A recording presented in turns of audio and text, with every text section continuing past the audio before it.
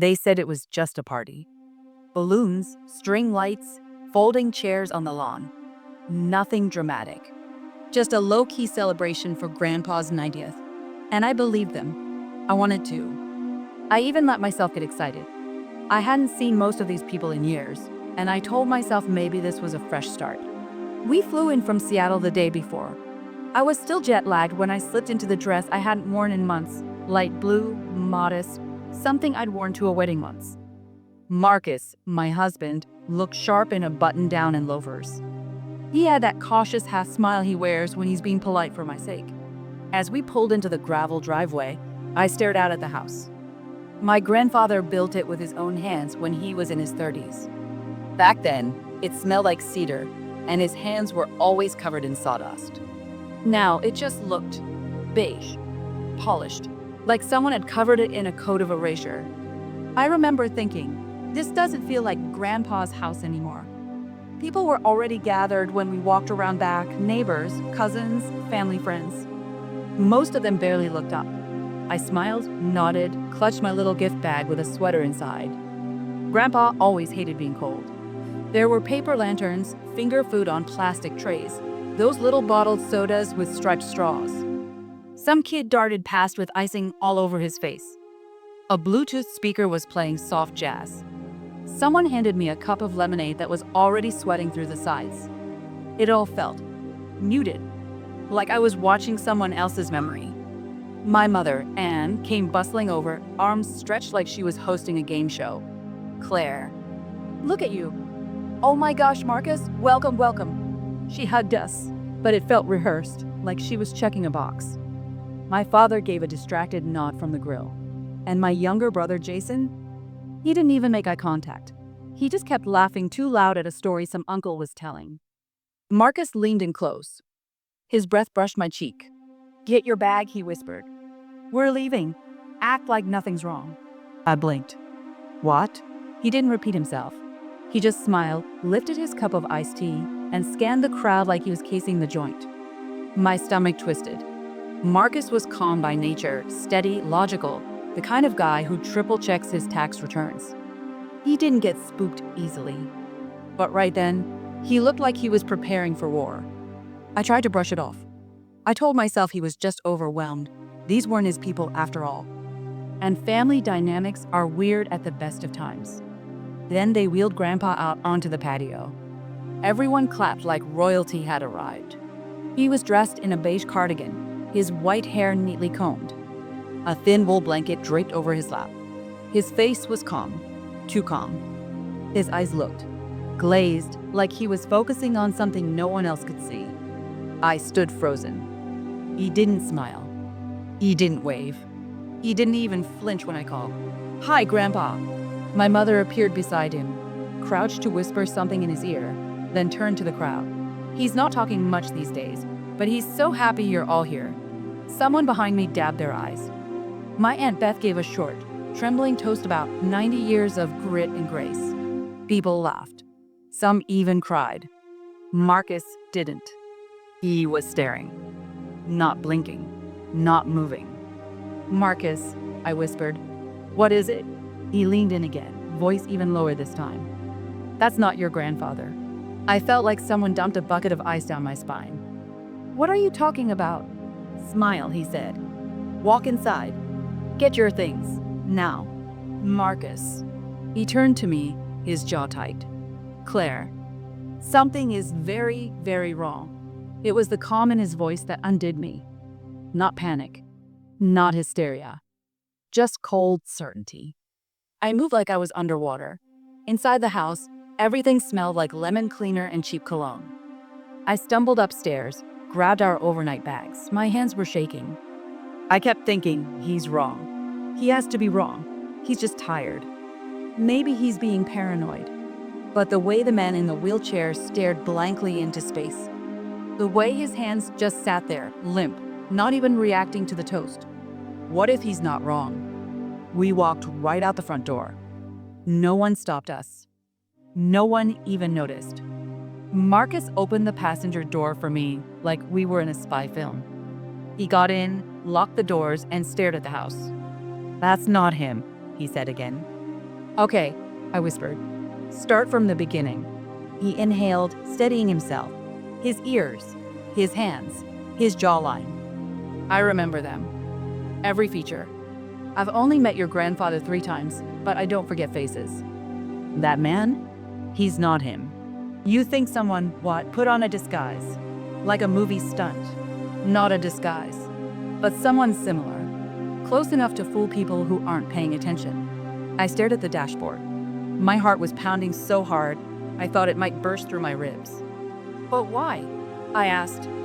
What would be the point? Marcus looked straight ahead. You haven't talked to your grandfather in years, right? I nodded slowly. 3. The last time was a Zoom call. And since then, Mom always had a reason. He was tired. He was resting.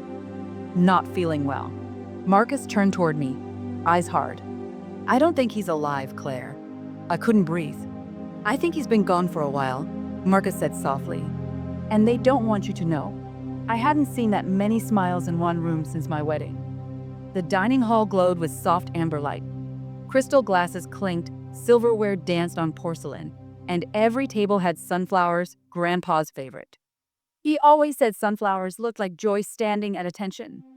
My grandfather, Walter Green, was turning 90 that day, sharp as ever.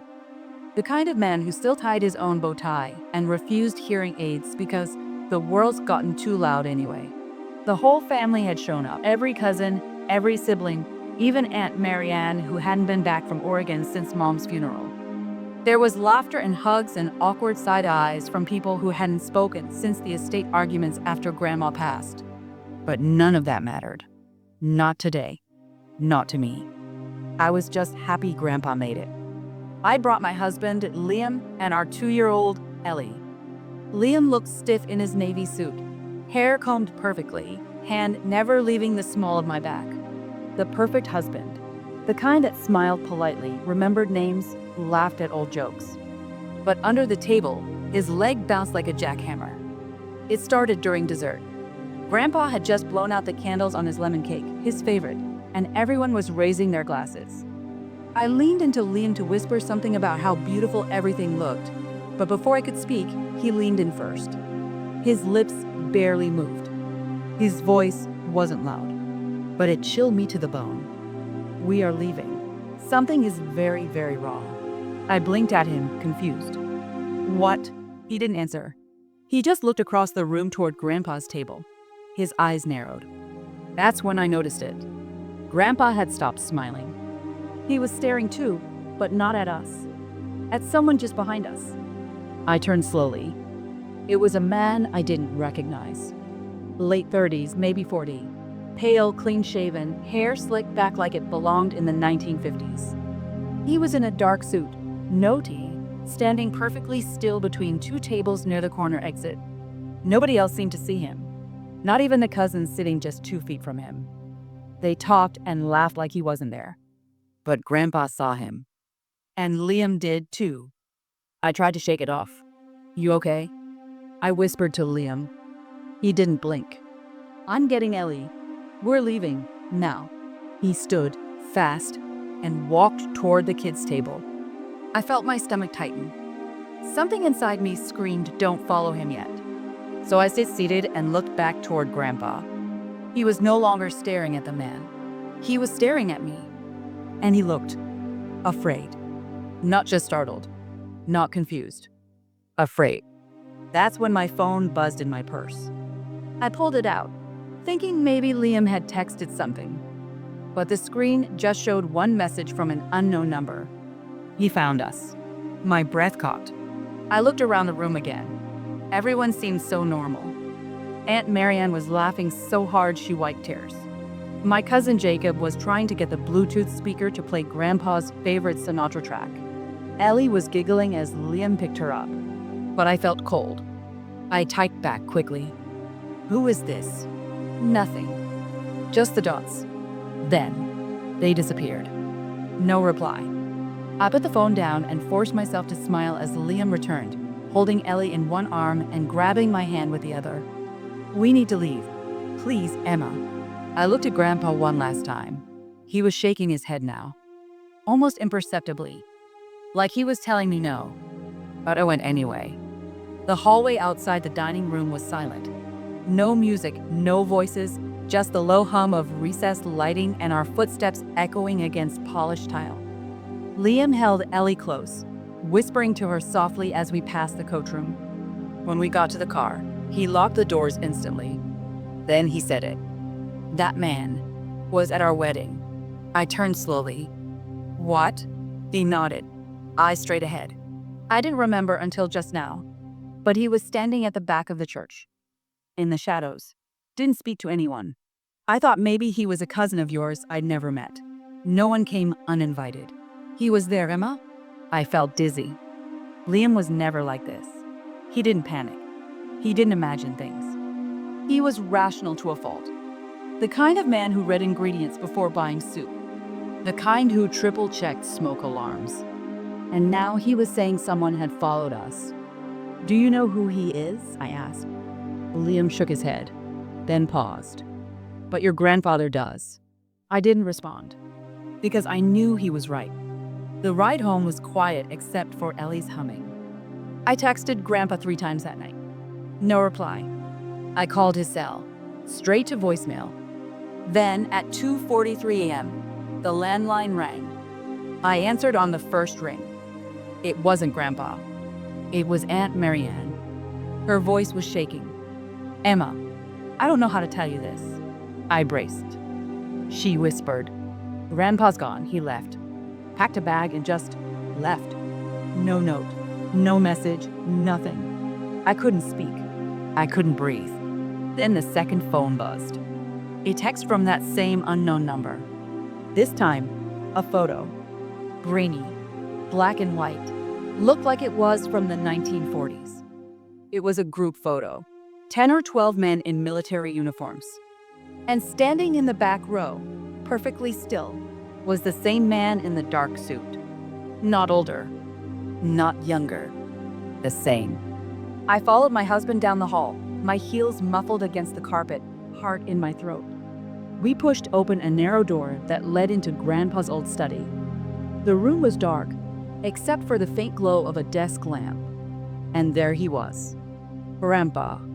Not sitting in his armchair like I half expected, but standing, staring at the wall, hands trembling, his eyes, wide and wet, reflected back at us in the glass of a framed photograph. A photo of a little girl I didn't recognize. He turned slowly, like we were ghosts. You came, he said, voice thin. Grandpa, what's going on? I asked. Why did you say we weren't safe? He looked at Jonah, then at me, then turned and opened the desk drawer. I stiffened, but he didn't pull out a weapon. He pulled out a notebook. He handed it to me. A weathered, brown leather journal. The pages inside were yellowed, brittle. Read, he said. You need to understand before they find out you know. I looked down. The handwriting was Grandpa's, but not in English. What is this? I asked. Code, Grandpa whispered. World War II stuff. Stuff I was never supposed to keep. I decoded enemy transmissions for the army. They thought it was all destroyed. My stomach turned. You kept secret files? Jonah asked, squinting. Grandpa nodded slowly. They weren't just secrets. They were about our own side. Orders. Things done in silence, without records. I was young, but I had questions. When I tried to blow the whistle, they threatened to erase me. I stared at the fragile book in my hands. So, what does this have to do with tonight? Grandpa reached into his shirt pocket and pulled out a photo. He handed it to me. It was the same little girl from the framed photo on the wall. Only this time, she wasn't alone. She was with my father. As a child. Oh my God, I whispered. That little girl was your father's sister, Grandpa said. My aunt? I blinked. Dad never had a sister. They erased her, he said simply. Because she remembered too much. Saw something she shouldn't have during a military visit. She was institutionalized at 8. She died at 10. They made it look like she never existed. I felt the floor tilt beneath me. Jonah grabbed my arm. Your family's been hiding this for decades. Why now, Grandpa? I asked. Why tell me now? He looked older than ever, like his bones could no longer hold the weight of his silence. Because your father found out I kept records, and he's been looking for them ever since. The stroke? It wasn't a stroke. He drugged me. Slipped something in my tea the week before my last episode. Your mother helped. I gasped. No, I whispered. That's not possible. Jonah's face was pale. Grandpa continued. They thought if they made me seem senile, I'd forget where I hid this. He pointed to the journal. I remember everything. I heard footsteps behind us, fast, sharp. We turned. My mother stood in the doorway. Her smile was taut. Wrong. Weaponized. Oh, Dad, she sighed, like she caught a child sneaking cookies. Why are we revisiting the past? Because I'm done protecting monsters, he growled. Mom? I asked. Is this true? She tilted her head. Sweetheart, you were always so emotional. Just like your aunt. My knees buckled. Jonah stepped in front of me instinctively. Don't take another step. But she didn't need to. More footsteps echoed down the hall. Dad. Uncle Rob. Two men I didn't recognize in black suits. I was hoping it wouldn't come to this, Dad said softly, like we were inconveniencing him. You drugged your own father, I spat. For national security, he said with a straight face. And for the family's safety. If you only knew what he almost exposed. He exposed you, Jonah snapped. That's enough, one of the men said, reaching toward his jacket pocket. Jonah moved faster. He reached into his coat and drew his concealed carry weapon. Everyone back. Now. The room exploded in chaos. My mother screamed. The man backed off. Grandpa collapsed into the chair behind him, chest heaving. I already sent the documents to a lawyer, he whispered. The room froze. Dad's face cracked. You? What? Grandpa smiled faintly. Encrypted. Scheduled release if anything happens to me. Copies, videos, scans. Your careers, your reputations, your legacy, gone. Silence. Jonah still held the gun. Steady. Cold. I think it's time we left, he said. He backed us out of the room. No one followed. We drove all night. By morning, we were across state lines. I called the lawyer Grandpa named, and yes, the documents were real. So was the trust fund now in my name, untouched, waiting. So was the sealed deposition Grandpa recorded weeks ago, a full confession, a war diary, and classified proof of the institutional cover-up. Within 2 weeks, subpoenas were filed. Within a month, my parents' assets were frozen. Federal agents visited our hometown. My uncle went silent. My father's security clearance was revoked. I never went back to that house. Epilogue. Grandpa passed away 3 months later, peacefully in a hospice by the lake. His last words to me, truth is heavier than gold, but you're strong enough to carry it. I speak his name every year on Veterans Day, not because he wore a uniform, but because he refused to be silent. I carry his journal now, in my purse, every day.